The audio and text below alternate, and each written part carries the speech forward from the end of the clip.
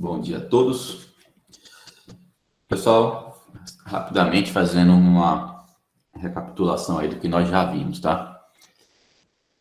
A gente começou lá no início do nosso módulo a avaliar algumas equações que são utilizadas assim com grande frequência quando nós estamos avaliando fluidos e escoamento. E dentre as equações surge aí como expoente, né, um dos expoentes, a equação de Bernoulli. Só que essa equação de Bernoulli, conforme nós vimos, ela tem uma série de limitações para sua utilização adequada. Inclusive, em alguns casos, nós a deduzimos e vimos a necessidade da utilização de fatores de correção, por exemplo. Justamente porque uma das características da equação de Bernoulli é desprezar os efeitos viscosos, né? Os efeitos viscosos precisam ser desprezíveis para que a equação de Bernoulli possa ser utilizada corretamente. E nós verificamos que, na maioria dos casos reais, principalmente no caso lá dos medidores de vazão, como a placa de orifício, os bocais, essas dissipações elas não são desprezíveis. Então, torna-se necessário a utilização de um fator de correção. Visto essa limitação, nós avançamos mais um pouco. E aí fizemos uma dedução, utilizando a equação da energia, né? E essa dedução, ela trouxe um equacionamento matemático mais robusto. Então, se eu tenho transferência de calor, se eu tenho trabalho de outras formas, se eu tenho um problema em regime transiente, aquele equacionamento que nós deduzimos, ele pode ser aplicado e eu consigo resolver grande parte aí dos nossos problemas utilizando este equacionamento. E aí verificamos, de posse dessa equação geral, eu posso fazer algumas simplificações. E eu mostrei para vocês que as limitações que nós tínhamos na equação de Bernoulli, na verdade, são as simplificações que nós aplicamos à equação geral da energia. E aí essa equação geral acaba sendo simplificada na equação de Bernoulli. Então, tem uma relação direta aí entre estas duas equações. Até aqui, tranquilo? Tudo bem para vocês?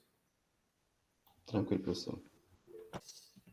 E aí nós começamos a utilizar esse equacionamento e ainda assim a gente tinha algumas necessidades a serem supridas.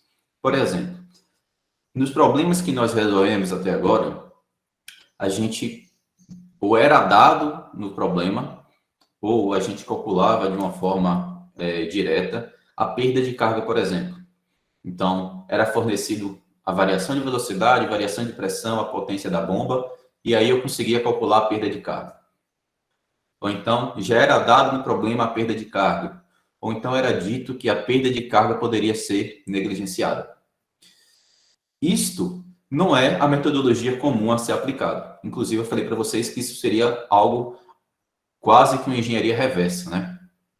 Em problemas de engenharia, o que é que a gente tem? Eu conheço as características do meu processo, então eu conheço a vazão, eu conheço a localização dos reservatórios, qual é a cota do reservatório 1, a cota do reservatório 2. E aí eu preciso pegar e dimensionar as tubulações de forma que a perda de carga ela não seja grande o suficiente para que eu não necessite de uma bomba também com elevada potência, porque isso está relacionado a custos. Então, a gente tem que começar a avaliar esses detalhes a partir de agora. Essa parte da disciplina que a gente vai começar a avaliar é justamente a quantificação da perda de carga. Eu só consigo adquirir uma máquina de fluxo se eu conseguir antecipar ou estimar essa perda de carga que vai existir no meu sistema de tubulações. Então, o nosso foco, a partir de agora, é justamente este, tá?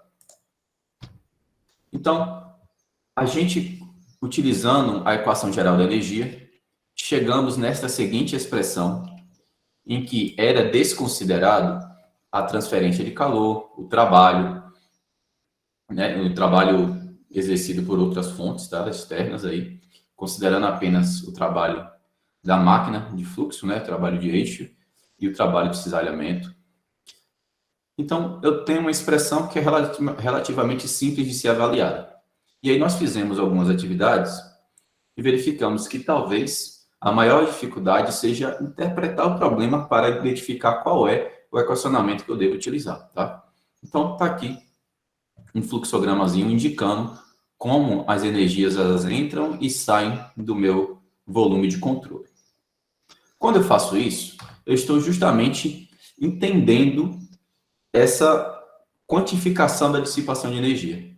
Aí eu trouxe para vocês, por exemplo, uma planta industrial, onde eu tenho um sistema de tubulações. Nesse sistema de tubulações eu tenho válvulas, eu tenho tubulações com diferentes diâmetros, eu tenho, por exemplo, variação de cotas, eu tenho T's, tá vendo? Então, meu fluido vem e ele percorre 2 caminhos distintos. Então, tudo isso a gente vai tentar identificar como é que eu posso quantificar as perdas que ocorrem, o que a gente chama aqui agora, tá? De um acessório. Então, eu tenho um T, veja que aqui eu tenho a região de expansão e redução de diâmetro.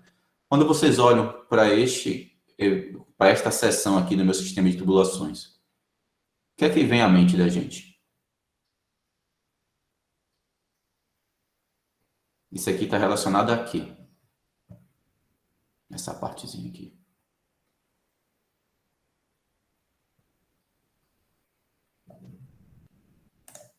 Vamos ver se o chat. Então, esse aqui pode estar relacionado ao medidor de vazão, né? O tubo Venturi, ele tem mais ou menos essa geometria. Eu tenho a região de expansão, né? Na verdade, o tubo Venturi é uma restrição, né? Então, aqui é como se fosse o inverso do Venturi. Então, veja que a gente precisa começar a quantificar essas perdas. Eu tenho bombas, eu tenho refervedores. E aí, já trazendo alguns detalhes que vocês vão ver lá para o final do curso. Essas linhas, elas possuem colorações diferentes. Então, existem normas para identificação do tipo de fluido que está em cada linha dessa. Então, coloração azul é água, né, normalmente. Coloração verde, gases, e assim sucessivamente. Então, eu tenho normas a serem seguidas para identificar o tipo de fluido. Então, veja aqui, tem até uma bomba também aqui, ó, instalada. E a gente vai avaliando esses casos. Então, o que eu quero que a gente consiga a partir de agora é quantificar essas perdas para dimensionar as bombas adequadas a serem utilizadas, tá? Então, eu tenho um escoamento através de tubos e dutos. Se eu tenho esse escoamento, existirá dissipações viscosas, que a gente já sabe que essas dissipações, elas são nomeadas, né? A gente pode utilizar a nomenclatura de perda de carga. E, devido a essas dissipações viscosas, essa energia que foi dissipada, ela precisa ser suprida. E aí, eu utilizo as máquinas de fluxo. Então, a gente precisa quantificar essas dissipações viscosas. Veja que eu estou utilizando o termo aqui, tubos e dutos. Qual é a diferença entre um tubo e um duto, tá? Vocês vão ver que os tubos, eles são normalmente nomeados por conta da utilização de uma seção circular e os dutos, uma seção não circular. Então, se eu tenho um duto quadrado ou retangular, triangular, eu dou o nome de duto, né? Se for seção circular, eu daria o nome de tubo. Aí agora eu pergunto a vocês, é mais comum a gente identificar tubos ou dutos? Tubos. Todos concordam que são tubos? Ok. E por quê? Qual é o motivo para a utilização de tubos ser mais frequente do que de dutos?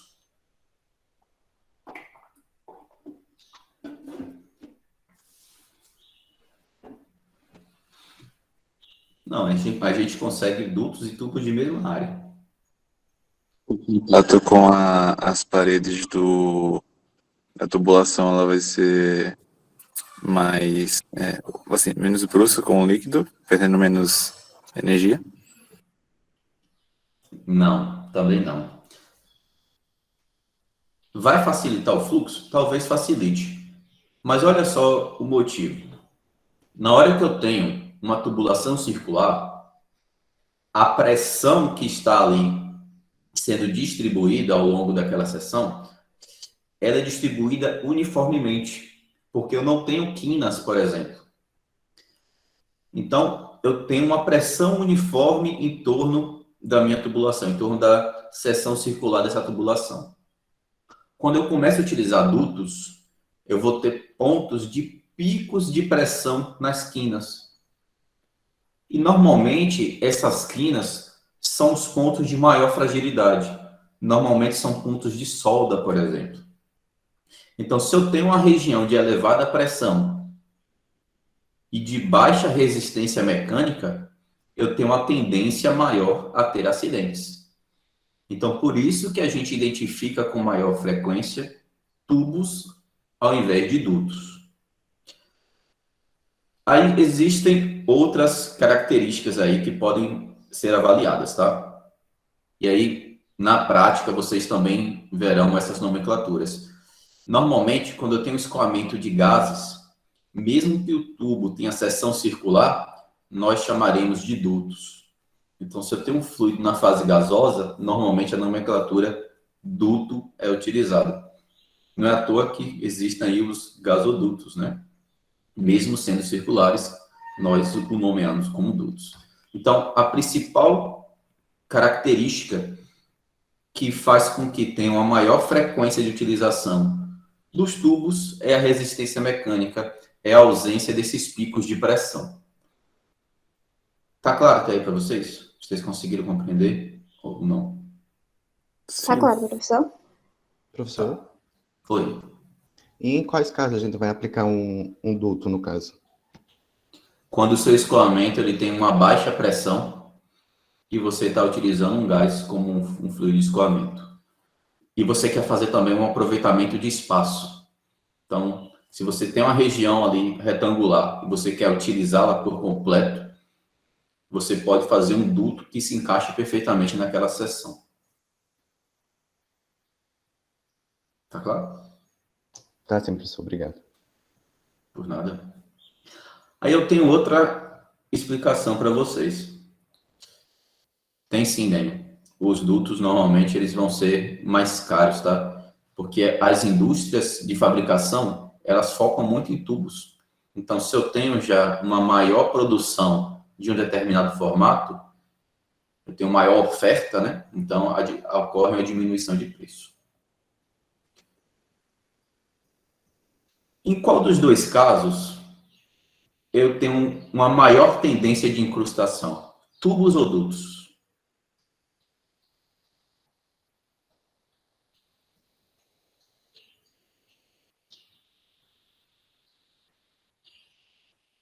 Acho que dutos. Dutos. Então, eu tenho a maior tendência de incrustação nas quinas também. Então, tá aí mais um motivo para a utilização dos tubos, tá? Então, eu acho que está devidamente caracterizado aí os tubos e os dutos, e por que preferencialmente, né, principalmente para escoamentos em fase líquida e elevada pressão, nós teremos aí um interesse maior na utilização dos tubos. Então, imagine o seguinte, eu tenho esse escoamento no interior de um tubo, tá? Então, já a gente vai generalizar aqui para qualquer formato, mas vamos começar inicialmente avaliando tubos. No momento em que esse escoamento ele começa a ocorrer, o meu fluido ele vem com uma velocidade constante. Então, imagine que eu tenho um fluido a 5 metros por segundo em qualquer local. No momento em que ele entra na tubulação, ocorre uma região ali, né? Vai existir uma região de desaceleração desse meu fluido. Então, o fluido veio, começou a escoar no interior da tubulação. No momento que ele entra na tubulação, ele começa a ser desacelerado, condição de não deslizamento, formação da camada limite. Observe em que, como eu estou desacelerando parte do fluido, a vazão volumétrica, a vazão aqui média, né? Ela vai se alterar? Sim, não e por quê? Não. Porque o fluido que está no interior ele vai aumentar a velocidade para para ter a mesma vazão entre os dois pontos. Isso vai ter que acontecer. Então, isso acontece justamente porque eu preciso obedecer o balanço de massa. Se eu não obedecer o balanço de massa, eu começo a ter um problema aí mal posto, né? Então, para garantir que a vazão de entrada seja igual à vazão de saída, se eu reduzir a velocidade do escoamento próximo à parede, eu preciso elevar a velocidade no centro. E essa elevação, ela não acontece de um momento para o outro. Então, eu tenho um fluido entrando, conforme esse fluido ele vai escoando no interior da tubulação, esse perfil de velocidade ele vai se formando, ele vai se alterando até que, entre aspas, aí, o fluido se acostume com esse novo ambiente. Então, o fluido estava, por exemplo, no interior de um reservatório. Então, ele estava acostumado a um determinado ambiente.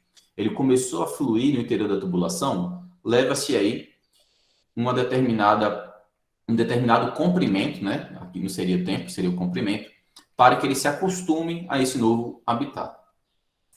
Então, essa região em que o fluido está se acostumando à tubulação, em que o perfil de velocidade está se alterando, a gente chama de comprimento hidrodinâmico de entrada.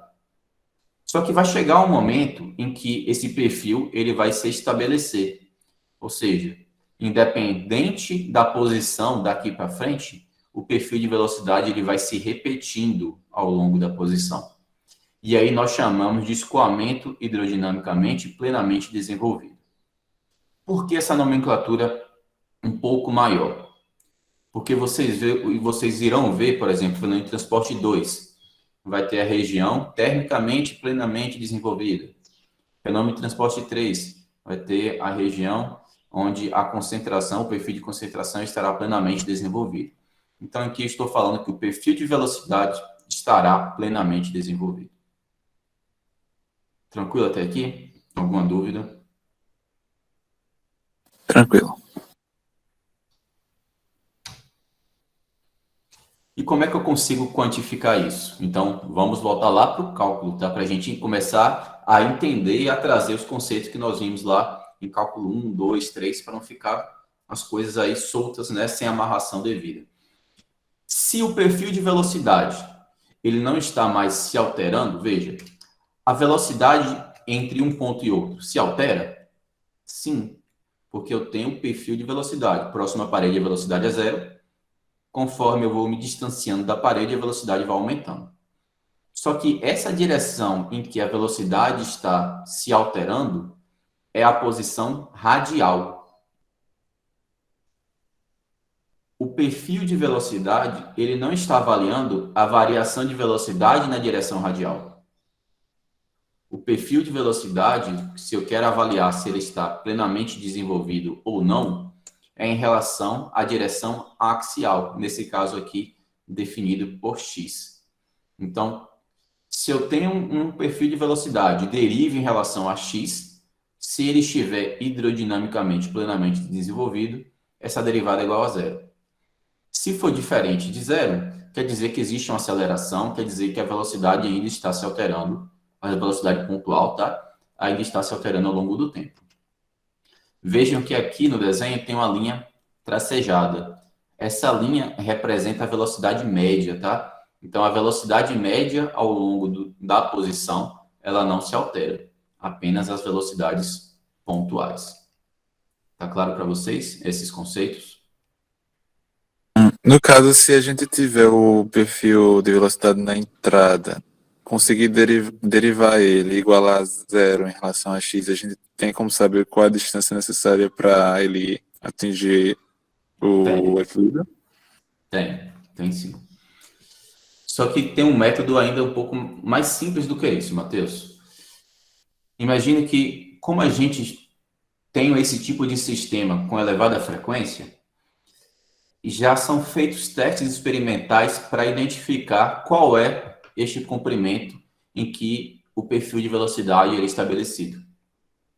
Eu não sei se vocês lembram, deixa eu até voltar aqui. A Andressa, ela trouxe um material para a gente, e nesse material mostrava as válvulas e lá tinha o posicionamento da válvula. Eu vou abrir aqui para vocês identificarem, tá? Agradecer aí a Andressa pelo material, que vai com certeza contribuir bastante. Quando vocês recebem, por exemplo, um determinado acessório, eu vou chamar aqui de acessório de maneira geral, uma válvula, um medidor de vazão, algo do tipo, vocês recebem essas instruções, ó.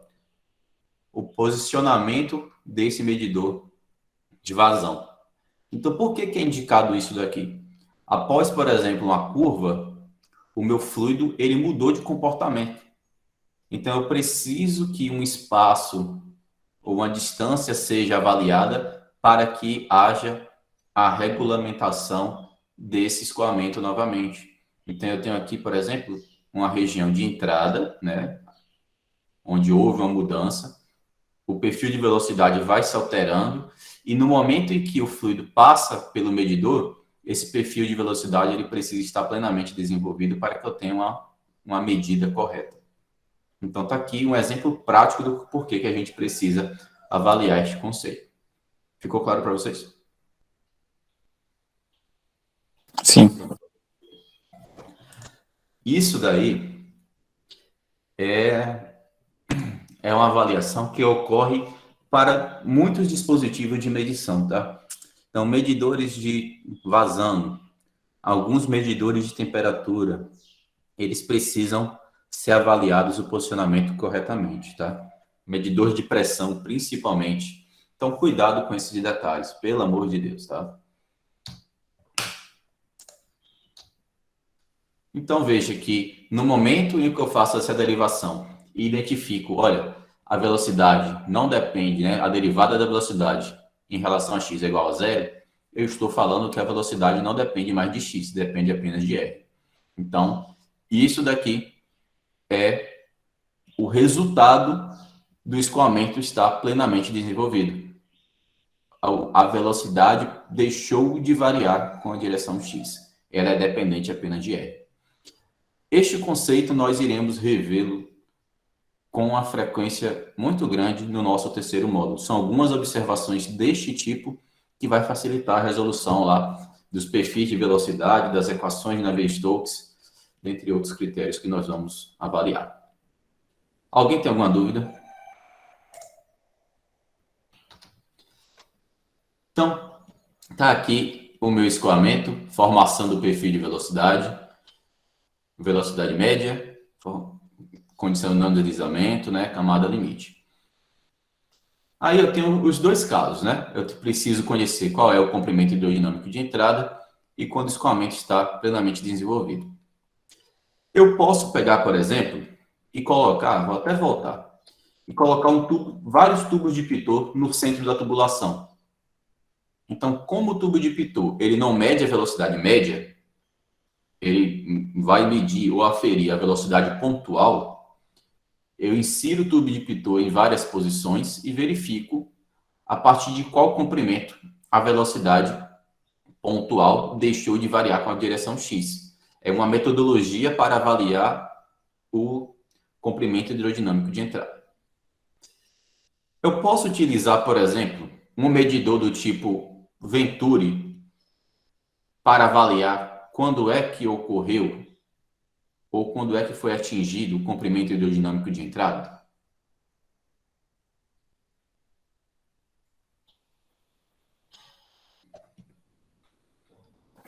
Travou um pouquinho, se eu poder repetir. Posso. Eu posso utilizar um medidor de vazão de restrição, uma placa de orifício, um bocal, um tubo Venturi, para avaliar quando foi ou qual é o comprimento hidrodinâmico de entrada?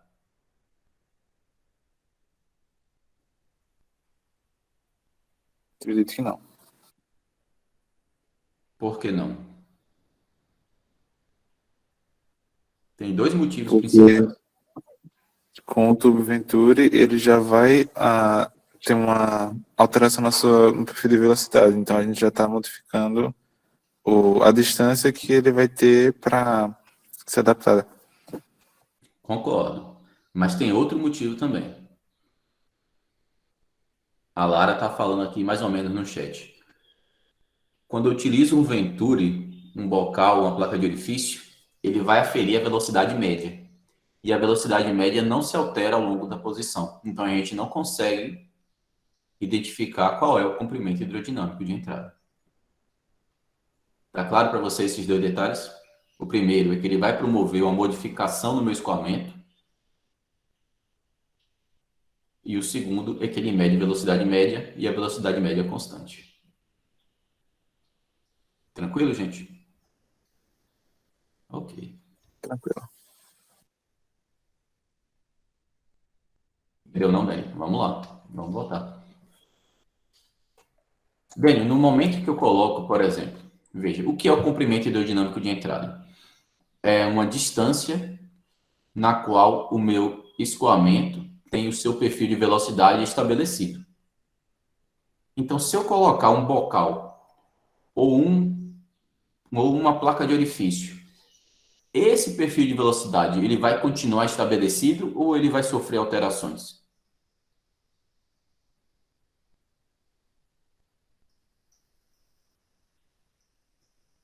O que você me diz? Vai sofrer alterações, já que a gente está falando de um medidor de restrição. Então, ele já se apresentou aí inicialmente como um instrumento inadequado para você saber qual é o comprimento hidrodinâmico de entrada. Outro ponto, quando eu tenho esses medidores de restrição, eles não medem velocidade local. Então, o que ele está medindo ali é a velocidade média. E veja que a velocidade média não se alterou ao longo da posição. Então, se a velocidade média não se alterou, como é que ele vai saber, como é que a gente vai conseguir saber, através desses dados, que alcançamos o comprimento hidrodinâmico de entrada? Mesmo que não tivesse alterações no meu escoamento. A resposta que ele traz não é plausível, não permite essa identificação. Tranquilidade, gente? Alguma dúvida? Sim. Um tubo de Pitot, por exemplo. Eu escolheria uma posição e mediria a velocidade ao longo de X, até identificar através do tubo de Pitot que a velocidade não mais se altera. Certo? Ok. Então, tem essas duas considerações a serem feitas.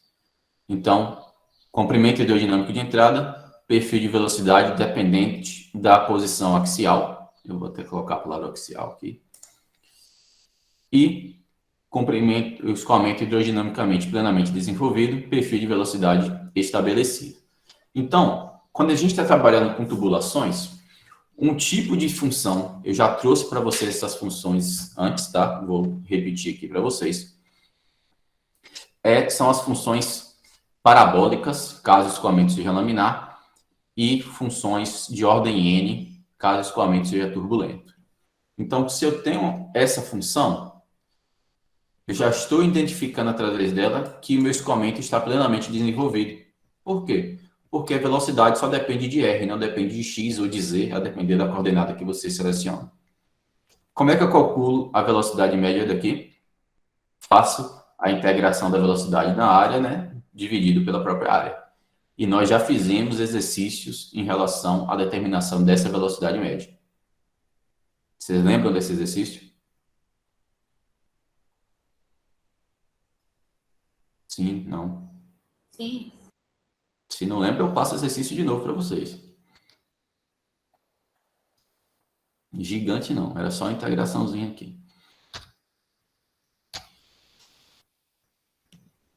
Então, eu tenho lá o meu escoamento, meu comprimento de entrada, tá? Só que esse comprimento de entrada, ele depende de algumas propriedades. E quando a gente está avaliando uma das principais propriedades para avaliar esse comprimento de entrada é justamente o regime de escoamento. Se eu tenho escoamento laminar, esse comprimento de entrada ele vai ter um determinado valor. E se eu tenho escoamento turbulento, ele terá um outro valor. Eu vou voltar aqui antes da gente chegar na resposta, tá? Para vocês, vai ser mais rápido, entre aspas, rápido em relação à posição, tá? Eu vou ter um menor comprimento de entrada se o escoamento for laminar ou se o escoamento for turbulento. Acho que turbulento. O Dani já colocou laminar.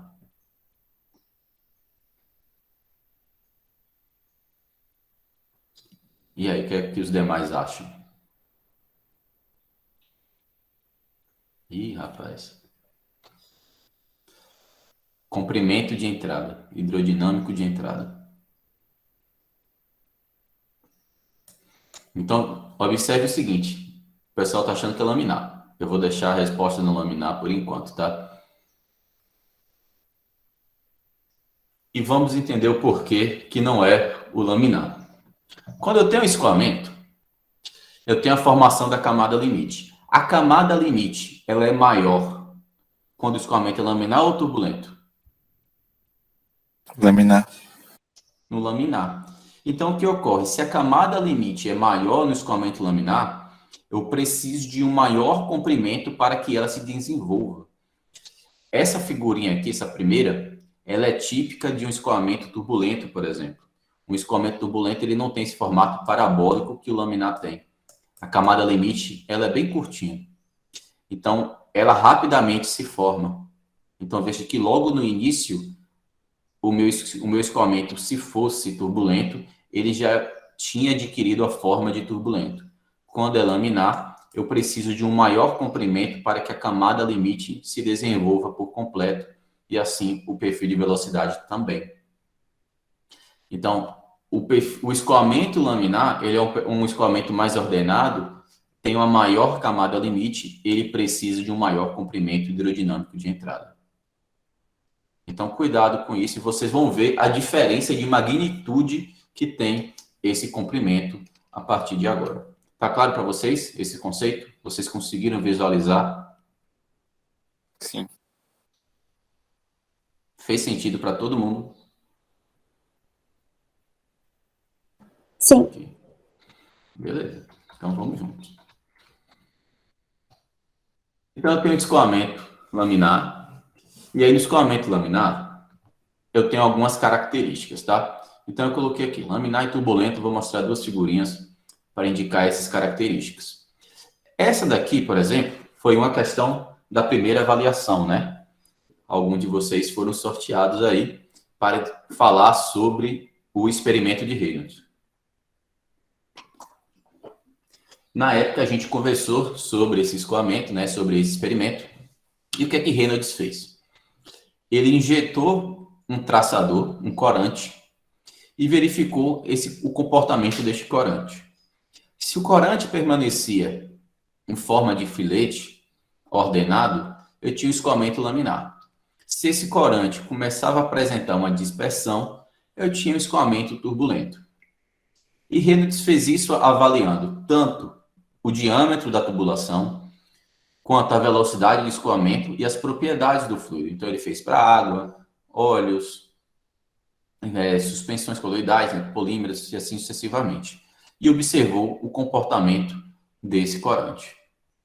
Então, ele chegou à seguinte conclusão. O escoamento é laminar para baixas velocidades, ele é caracterizado por um movimento ordenado e eu tenho predominância de forças viscosas. Por que isso? As lâminas de fluido que escoam umas sobre as outras, a força viscosa que existe entre elas é forte o suficiente para mantê-las ordenadas. Então, eu tenho duas camadas de fluido e entre essas camadas de fluido tem uma força, a força viscosa, que não deixa que essas camadas se descolem uma das outras e comece a haver aí um desordenamento no meu escoamento. Já o escoamento turbulento, ele é definido por elevadas velocidades, o movimento é desordenado ou caótico, e eu tenho predominância de forças inerciais, ou seja, forças relacionadas à velocidade. Então, quanto maior a velocidade, maior serão as forças inerciais. Então, o escoamento tende a ser turbulento. Então, Reynolds propôs a seguinte correlação, ρ/VD sobre μ. Se a gente fizer análise dimensional, o número de Reynolds, ele é o número adimensional. Então, todas as unidades aqui são cortadas, tá? E ele verificou que o escoamento é laminar para número de Reynolds inferiores a 2.300 e turbulento para número de Reynolds superiores a 4.000. Entre 2.300 e 4.000, eu tenho uma região de transição. Aí eu coloquei aqui a seguinte observação para vocês, tá? Vamos tentar entender novamente aqui alguns conceitos.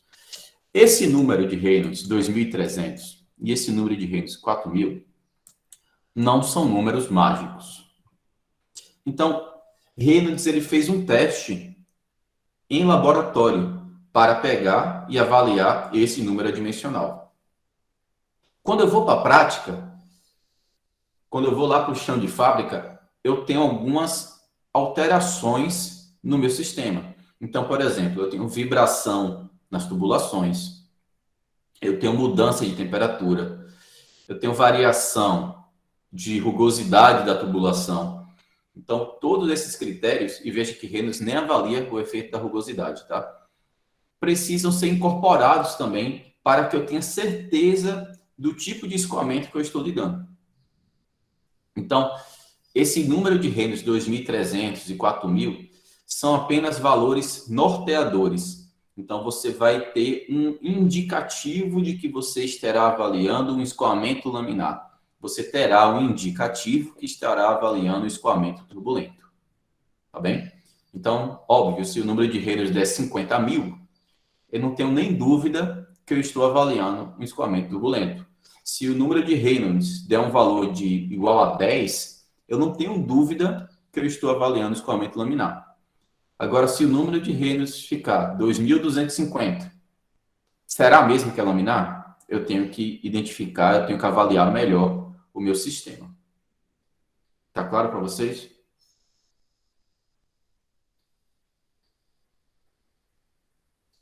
Ok. O que seria essa parte de transição entre 2.300 e 4.000? É o regime de transição. O sistema ainda não está completamente caótico. Então, vou pegar até essa parte final aqui, ó. Esse iniciozinho aqui, tá vendo que tem pequenas ondulações. Então, ele ainda não está caótico, mas já está deixando de estar ordenado. Então, é um regime de transição. Certo? Certo. Obrigado. Nada. E aí, trazer uma informaçãozinha para vocês aqui. Cuidado com a palavra caótica, tá? Às vezes a gente... o princípio geral, né? Conhecimento popular. A gente acha que a palavra caótica está relacionada a algo desorganizado, aleatório. E não é. A palavra caótica, matematicamente falando, existe aí estudos sobre isso, tá? Teoria do caos, por exemplo.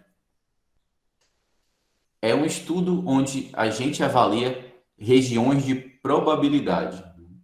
Então, no momento em que eu tenho dispersão de um determinado corante, por exemplo, existem regiões de probabilidade para onde esse corante está sendo aí disperso, tá? Então, existem equacionamentos para isso. Então, cuidado com essa palavrinha caótica aqui para não ser utilizada de maneira inadequada, tá? Então, eu tenho o meu escoamento laminar e meu escoamento turbulento. Aí, observem que, vou até voltar, o número de Reynolds é ρ/VD sobre μ. Então, escoamento no interior de tubos. Ótimo. Eu conheço o diâmetro do tubo, conheço a velocidade, conheço o fluido, consigo calcular o número de Reynolds.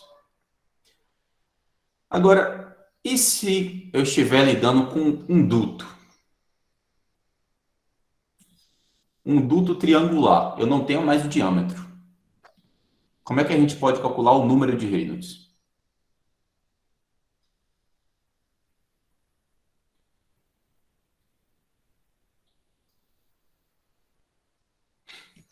A distância até o ponto central? Então, vamos lá tentar criar uma alternativa para calcular. Então, eu posso calcular, por exemplo, o diâmetro da circunferência inscrita nessa região triangular, o diâmetro da circunferência circunscrita. Então, a gente precisa criar uma metodologia para continuar calculando o número de Reynolds. A gente precisa de um número representativo que consiga substituir o diâmetro. E aí, esse número representativo é definido como diâmetro hidráulico. E o diâmetro hidráulico ele é definido como 4 vezes a área circular, tá? De um tubo como se fosse circular, dividido pelo perímetro. Então, área transversal aqui, melhor dizendo, tá? Então, vou levar vocês aqui agora para o MathType para a gente entender esse equacionamento. Para a gente calcular, por exemplo, o diâmetro hidráulico de uma tubulação. Vou escrever aqui. AC sobre P. E aí vocês vão me ajudar a calcular isso daqui.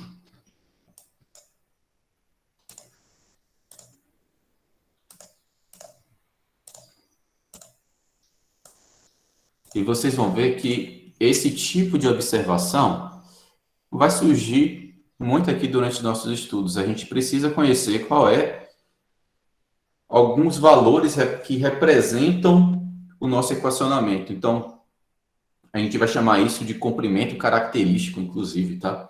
Vocês vão ver isso em fenômeno de transporte 1, 2, 3, operações unitárias. São valores que tentam simplificar os cálculos. Então, imagine o seguinte, vou até mudar de assunto. Imagine que a gente está trabalhando com uma operação em que a gente tem, por exemplo, imagine um tambor rotatório. Então, o tambor rotatório é um equipamento bem simples. Ele é um cilindro onde eu coloco partículas de diversos tamanhos no interior desse tambor rotatório. E aí eu digo para vocês, olha, a condição de velocidade de rotação deste equipamento depende do diâmetro. Então, eu tenho um tambor rotatório onde eu tenho diversas partículas de diâmetro lá dentro. Então, partícula de 1 milímetro até 10 milímetros, por exemplo. Eu falo, olha, você vai ter que setar, você vai ter que definir a velocidade de rotação. Que velocidade de rotação vocês definiriam?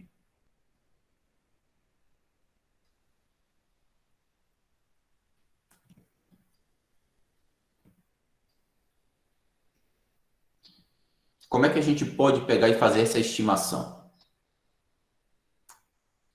Iria ficar mudando a velocidade o tempo todo? O que é que vocês acham?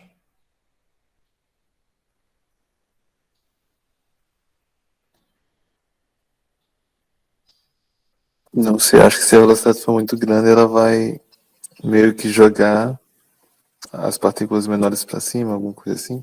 Acho que tem que ser uma velocidade intermediária. Tudo bem, seria uma velocidade intermediária, mas como é que eu consigo quantificar essa velocidade intermediária?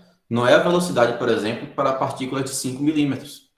Não é uma média tão simples. Então, eu preciso de um valor representativo para aquela minha condição, para aquela minha distribuição de tamanho de partícula. Então, vocês vão ver, por exemplo, a definição de diâmetro de Salter. É um diâmetro e que, se eu tenho um conjunto de partículas de diferentes tamanhos, ele vai indicar qual é o tamanho representativo daquele meu sistema. E assim eu consigo definir a condição operacional. Então, esses números representativos, eles vão surgir aí com frequência bastante elevada para vocês, tá? E a gente precisa entender a ideia disso. Esses números representativos, eles surgem justamente para simplificar os nossos problemas. E não é diferente aqui no nosso caso. Tá claro para vocês isso daí? Então, vou fazer aqui 3 exemplos bem simplesinhos, tá? Eu vou pegar um duto, vou botar aqui um duto retangular.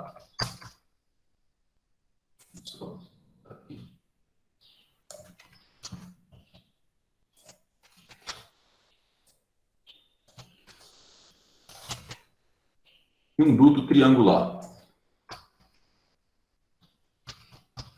Eu preciso conhecer qual é esse diâmetro hidráulico para avaliar o equacionamento de forma adequada. Então, primeira coisa, vou repetir aqui o equacionamento. 4 vezes qual é a área transversal de um retângulo. Então, vou imaginar que esse retângulo tem base vezes altura, né? Então, B vezes H aqui. E qual é o perímetro desse retângulo?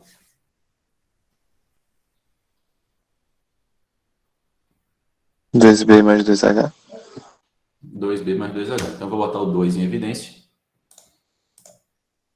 Então, B mais H.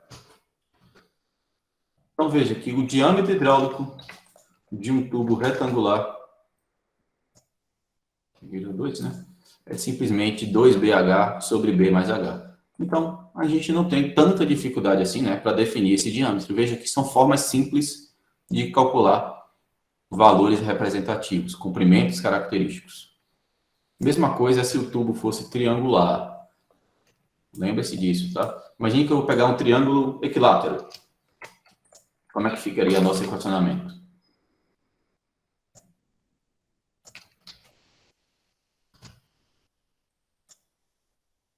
Qual é a área de um triângulo equilátero?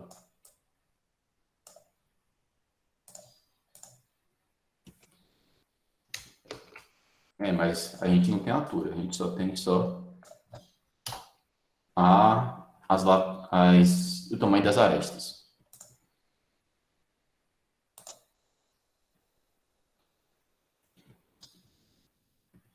Aí a gente tem que utilizar trigonometria, né? Traçar uma linha ali no centro para definir essa altura, né? Cateto oposto. Isso, calcula Pitágoras, e aí faz. Eu não vou fazer isso agora, tá? Então eu vou deixar base vezes a altura aqui também, dividido por 2. Então, se é dividido por 2, eu vou passar o 2 para fora aqui, já dividindo, tá? Ou não, né? Melhor deixar aqui mesmo, para não confundir vocês. Base vezes a altura dividido por 2. E o perímetro? 3b. 3B. Então, já corto o B, né? Com B aqui. Então, fica 2/3 de H. Lembrando a vocês que H vai depender lá da trigonometria, né? Tranquilo? Então, a gente consegue calcular aí esses diâmetros hidráulicos tranquilamente, sem muito esforço aí matemático, né? Dúvida, gente?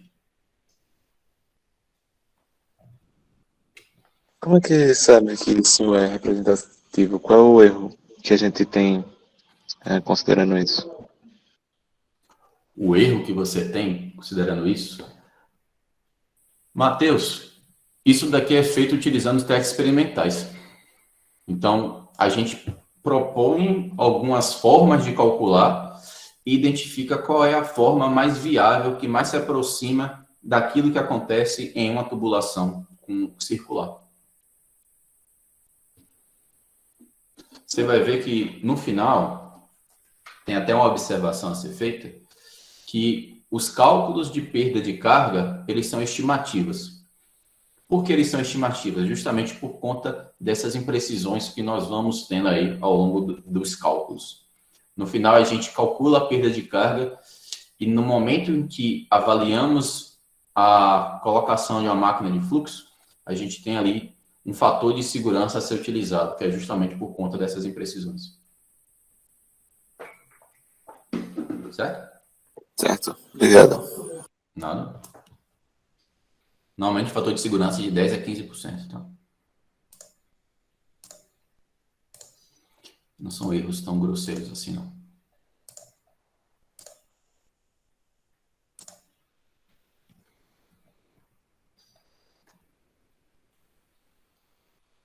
Lembrando a vocês, ó, o número de Reynolds em que eu tenho uma transição do regime laminar para o regime turbulento é chamado de número de Reynolds crítico, tá? Então, só essa observação que ficou faltando chamar a atenção. Então, tá aí o nosso diâmetro hidráulico. Eu tenho esse escoamento no interior da tubulação. e eu preciso definir esse comprimento hidrodinâmico, né, de entrada. Então, existem correlações justamente para isto, para simplificar essa obtenção. Porque senão, imagina só, toda vez que eu tivesse um escoamento, eu tinha que colocar um tubo de pitot em diversos pontos para avaliar em qual momento a velocidade deixou de variar com a posição axial. E isso vai deixando o problema inviável de ser resolvido.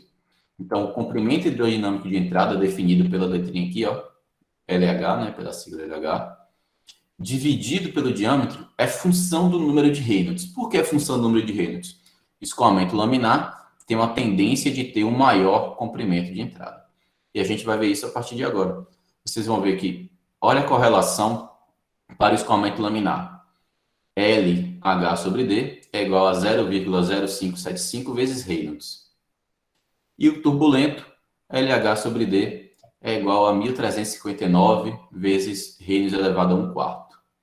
Ou LH sobre D é 4,4 vezes Reynolds elevado a 1/6. Eu tenho essas duas observações, e aí eu faço o seguinte, vamos fazer um teste, tá? Calculem aqui, por favor. Imagine que a gente está utilizando uma tubulação de 10 centímetros de diâmetro. Então, vou até digitar aqui no chat, tá? D igual a 0,1 metro e Reynolds igual a 2.000. A gente está avaliando escoamento laminar ou turbulento?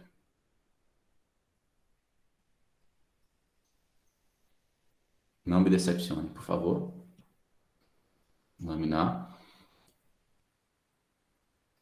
Então, calcula, por favor, o comprimento hidrodinâmico de entrada. Qual das correlações vocês utilizariam? Primeira, segunda ou terceira?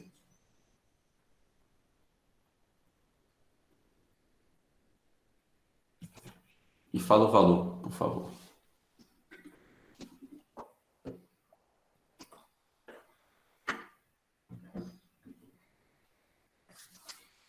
Enquanto isso, enquanto um grupo calcula a primeira, né, deu 11,5 metros. Perfeito. Então, vamos lá. Fazer um outro teste com um diâmetro de 0,1 metros e um número de Reynolds de 4.000. Então, a gente já está aí no regime turbulento. Então, pode utilizar ou a primeira, ou a segunda, ou a terceira correlação, tá? A primeira não, que é laminar, ou a segunda ou terceira correlação. Qual é o valor do comprimento hidrodinâmico de entrada?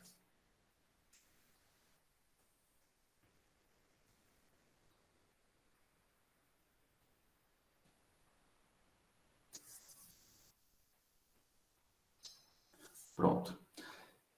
Então, vejam que, eu vou até falar aproximadamente, tá? O comprimento hidrodinâmico de entrada para o regime laminar, ele vai ser de aproximadamente 10 vezes superior ao comprimento hidrodinâmico de entrada do regime turbulento. Então, eu posso... O que é que esses números estão dizendo para a gente? Se você estiver trabalhando com escoamento laminar, o seu medidor de pressão, o seu medidor de vazão, ele precisa estar inserido na sua linha 11,5 metros após a região de entrada do escoamento. Enquanto que, se eu estou trabalhando com escoamento turbulento, eu preciso de apenas 1 metro ali de tubulação para que o escoamento atinja o estado de completamente desenvolvido. Então, naquele momento que eu mostrei para vocês o PDF, é justamente relacionado a esses valores, essas correlações que são levadas em consideração. Claro que não existem só essas, tá? Aqui são exemplos, tá bom? Então, a gente pode aproximar que LH sobre D, veja que o valor que vocês encontraram é bem próximo, tá? É de aproximadamente 132. Então, no caso de um diâmetro de 0,1 metro, daria 13,2 metros. E no caso de regime turbulento, o LH sobre D é de aproximadamente 10, que foi o valor que vocês encontraram, né? Então, um diâmetro de 0,1, o comprimento de entrada fica em torno de 1 metro. Então, veja que o comprimento de entrada do regime laminar é muito maior do que o comprimento de entrada do regime turbulento. Tá claro para vocês isso daqui?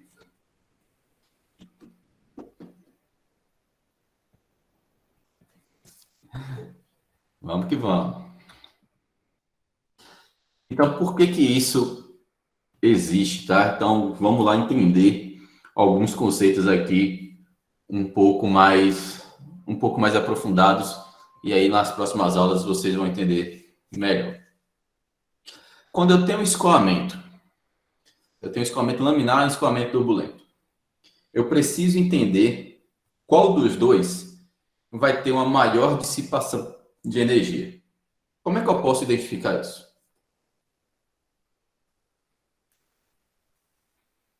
Repete, por favor. Se eu tenho escoamento laminar e escoamento turbulento, qual dos dois vai exigir ou vai ter uma maior dissipação de energia? O turbulento. Turbulento. Aí o Daniel já falou aqui, o que tiver maior tensão de cisalhamento. Beleza. Aí eu vou trazer vocês para o questionamento matemático para a gente tentar compreender essa tensão de cisalhamento. Deixa eu apagar isso aqui do diâmetro hidráulico para não acabar confundindo. Qual é a equação que a gente pode utilizar para definir tensão de cisalhamento?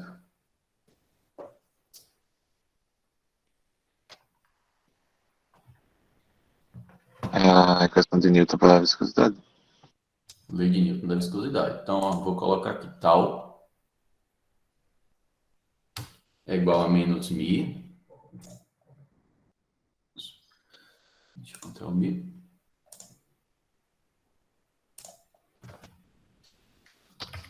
dVr. dVx, na verdade, né? dVx dr. Então, eu tenho a lei de Newton da viscosidade e ela vai me ajudar a quantificar as tensões.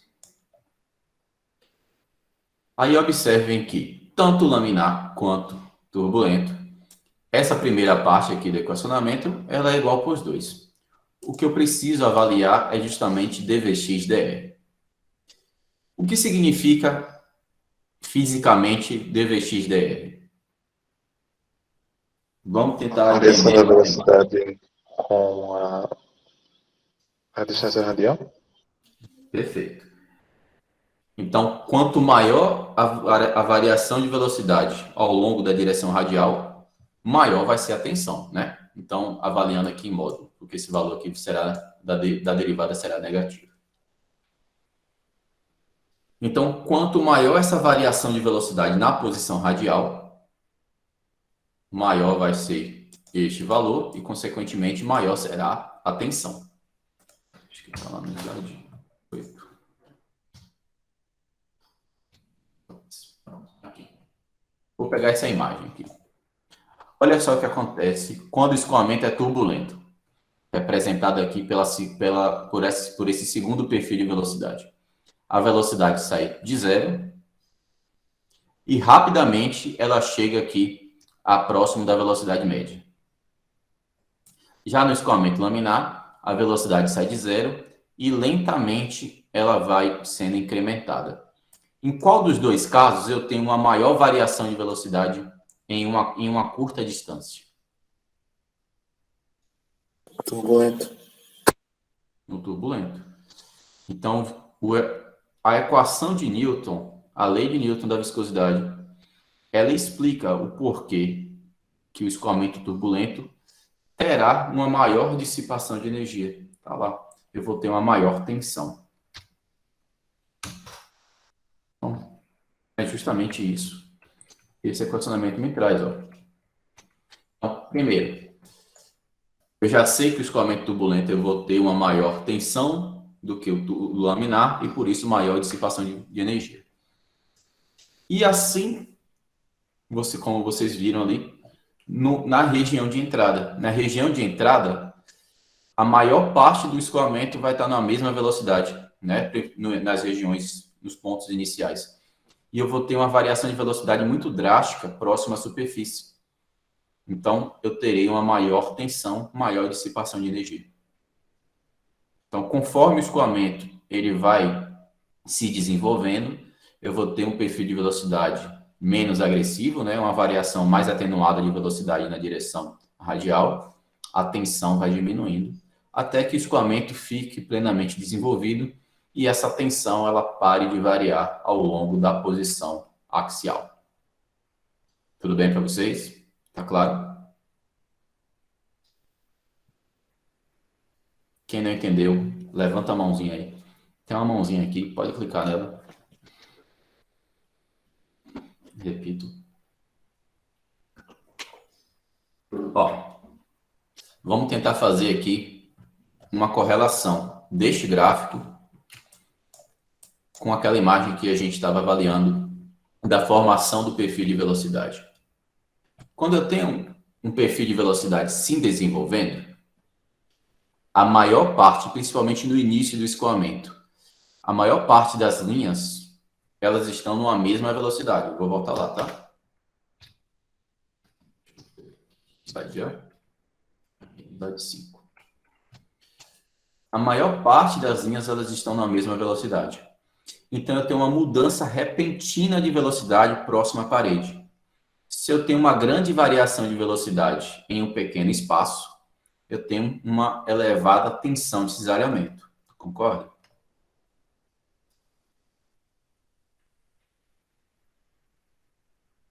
Ou não concorda?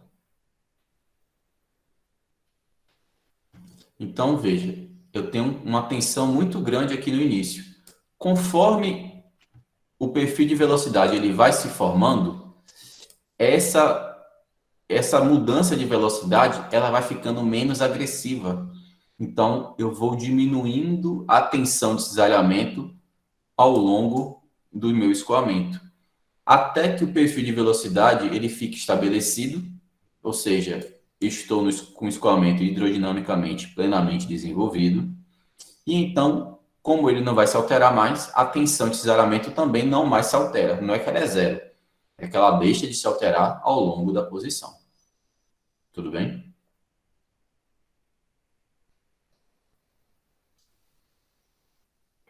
Tudo.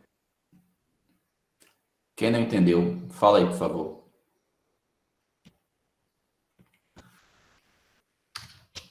Todos entenderam? Ok, então, questão teórica da prova, tá? Já deixa anotada aí que ela vai aparecer. Então, eu tenho aqui, ó, quando o escoamento é laminar, eu tenho um gradiente de velocidade em determinada inclinação. Quando o escoamento é turbulento, eu tenho uma mudança mais drástica de velocidade. Então, veja aqui, eu tenho vou até trazer em números, tá? Imagine o seguinte, eu saí da velocidade zero para, por exemplo, 1 metro por segundo. Em um espaço dy aqui de 1 também, vou chamar de 1 só. Na hora que eu vou avaliar o regime turbulento, eu tenho uma mudança de velocidade de 0 para 5 metros por segundo, por exemplo, nesse mesmo espaçamento. Então, esse du aqui, dy, né, que seria o nosso dvx dy, ele fica muito maior. Então, eu tenho uma maior tensão de cisalhamento. Okay. Então, vamos fazer o seguinte. Eu vou pegar um seguinte caso.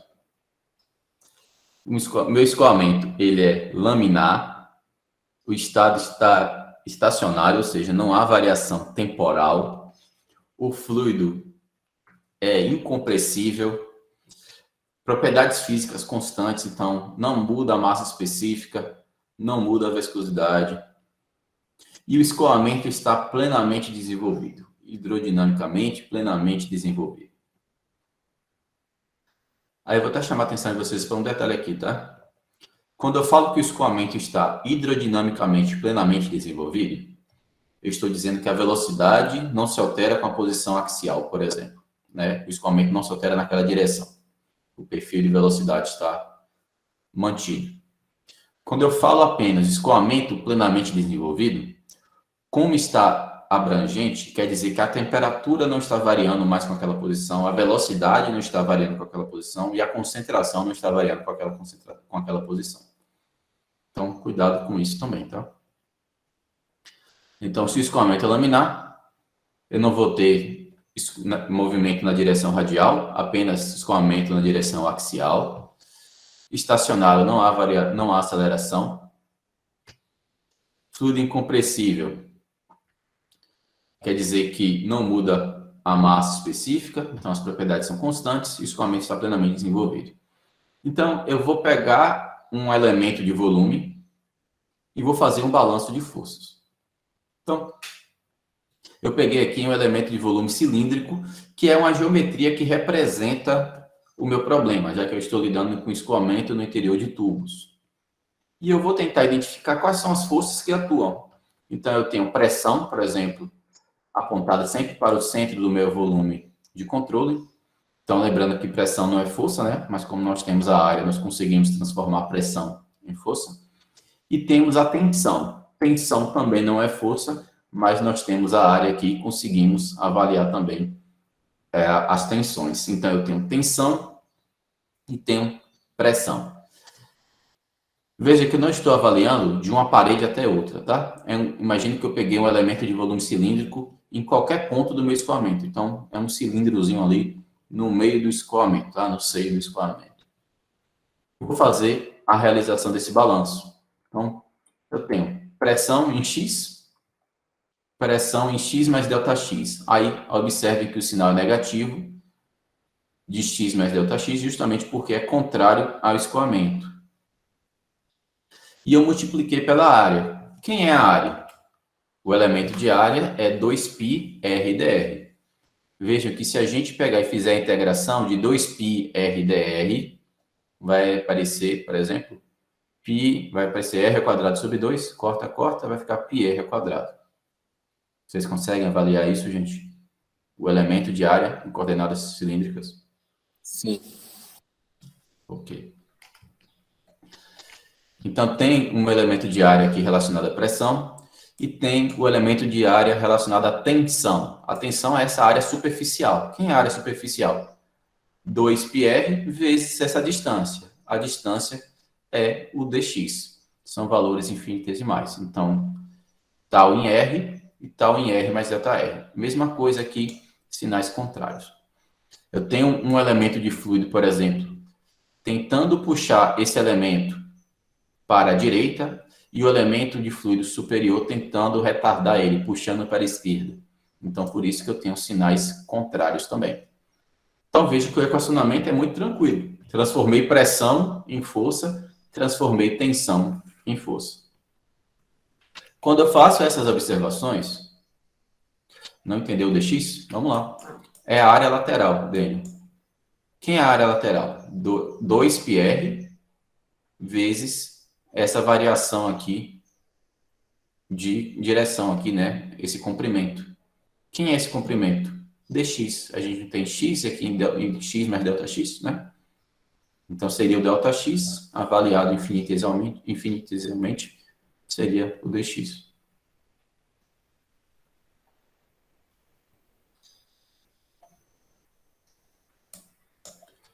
De P, porque P está olhando essa área daqui, essa área frontal. Quem é essa área?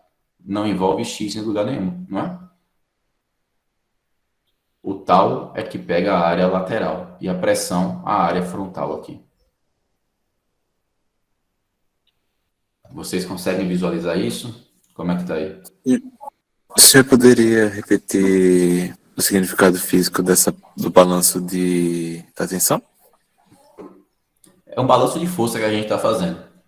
Então, eu preciso transformar a pressão em força e a tensão em força. Não são as forças que atuam sobre o fluido que está escoando ali no interior do meu volume de controle. No interior da tubulação, quais são as forças que atuam sobre um determinado elemento de fluido? A pressão e a tensão. Então, como é que eu transformo pressão em força? Multiplicando pela área. E tensão em força, multiplicando pela área. Uma é a área frontal e a outra é a área lateral.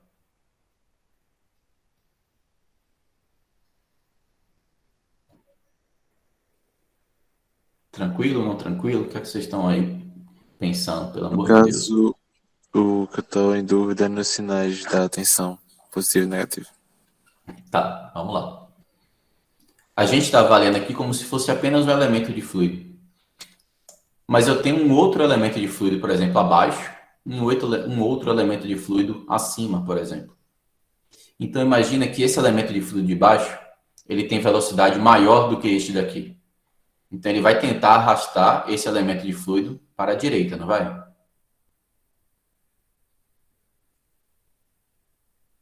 Sim, não? É que eu pensei que os elementos de fluido do meio teriam velocidades maiores. Tá, então, eu não peguei necessariamente no meio, tá? Isso aqui é uma posição qualquer. Eu estou fazendo em um caso geral.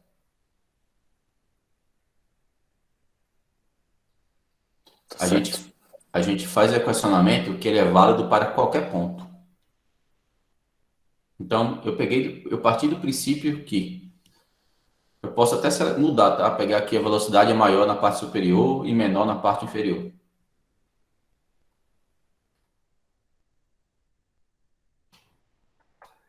Então, eu vou fazer o seguinte, ó. Eu peguei esse elemento de fluido.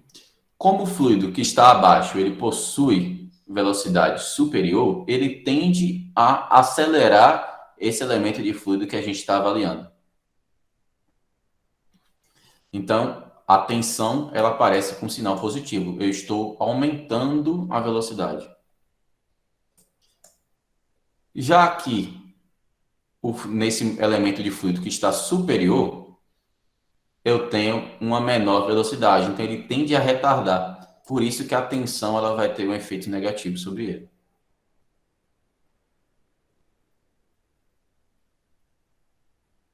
Tá certo. Obrigado. Nada. Todos entenderam? Quem não entendeu?